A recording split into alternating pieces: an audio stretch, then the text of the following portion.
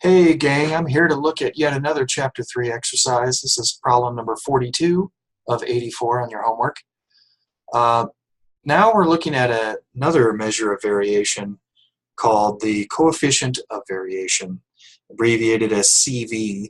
If you look in your book, your textbook, the 13th edition of Mario Triola's elementary statistics book, they discuss coefficient of variation at the bottom of page 105 and at the top of page 106. Well, at the bottom of page 105, what they discuss is what's the use of coefficient of variation. Well, this is good to use if you're comparing two samples and you're comparing their standard deviations, but the sample means aren't the same.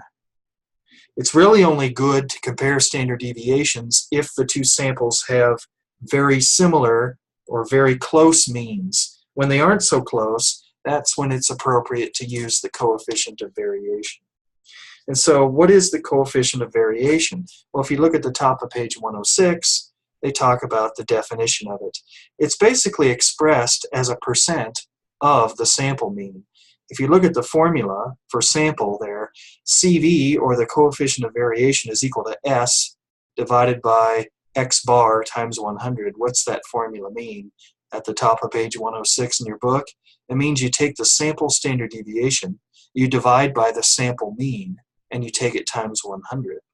And so the coefficient of variation essentially is a percent of the sample mean. Okay? And so we can use StatCrunch to compute that for us. So let's look at these two data sets here for diastolic and systolic blood pressure measurements. We are comparing the amount of variation in both samples. But you'll find that if you were to compare the sample means for each data set, they're very different. And so if you compare their standard deviations, that's not a very fair comparison. So we're going to use what's called the coefficient of variation. So let's click on our double window icon here, open in StatCrunch. Okay. And let's go to the Stat menu and Summary Stats. Go to Columns, since our two data sets are in columns here. Two raw data sets. Select Columns, and then we're going to go ahead and hold the Control button down and then click both of these. And then down below, we have our stats. We have a lot of stats listed, but you'll notice that coefficient of variation has not been selected. So holding the Control key down, I'm going to select coefficient of variation, and it'll be added to my list over here on the right. So there it is, the coefficient of variation. Now let's compute. And so it's a little off screen, so let me move this gray scroll bar here. There we go. And let me go ahead and move this over, and I'm going to unmaximize this window. There we go. I'm going to pull these up side by side.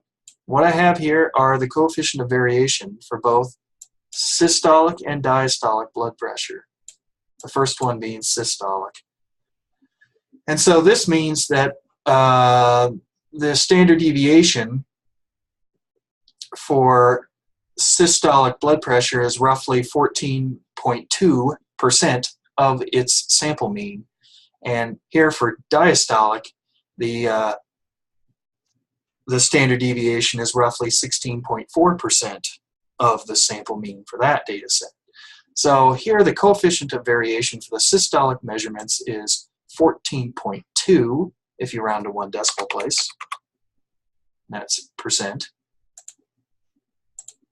And then the coefficient of variation for the diastolic measurements is 16.4 if you round 16.4 if you round to one decimal place.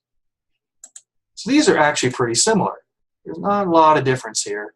So the coefficients of variation for each data set are less than 5 percentage points apart. It's only what, 2.2 percentage points apart. So they are within 5 percentage points of each other. Therefore, the systolic measurements vary about the same as the diastolic measurements.